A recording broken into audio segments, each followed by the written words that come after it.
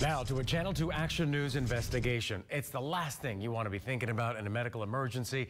What is this going to cost me? But if an ambulance ride is necessary, even if it's just a couple of miles from your home, it could cost you thousands of dollars. Channel 2 consumer investigator Justin Gray is here. And Justin, those ambulance rides were intentionally exempt from the surprise billing law Congress passed in 2021. Well, Karen, ground ambulance rides are the one medical service where you are not currently protected from surprise bills, those out-of-network insurance charges that can run thousands of dollars. In fact, 50% of all ambulance rides end up with an out-of-network bill. I just had one of those bad moments that you hope never happens. For Sherry Felicia, it was when she was T-boned at a Duluth intersection. I was in my car upside down, and I heard sirens. Jennifer Page had an extreme allergic reaction and had to use her EpiPen. Basically, I couldn't breathe.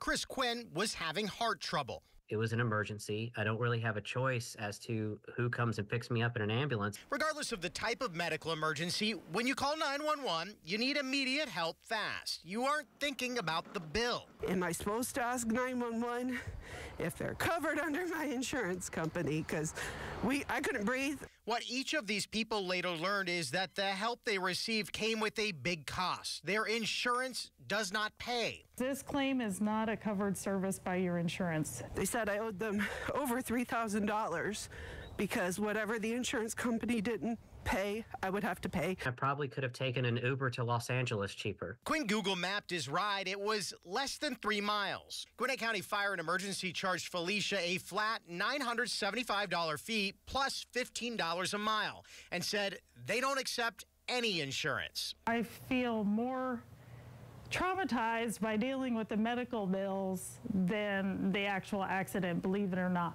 It was exactly that kind of medical bill stress the No Surprises Act that became law in 2022 was designed by Congress to solve. But it carved out one service you have no control over, ground ambulance rides that were not included in the new protections, essentially deeming the problem too complicated to solve.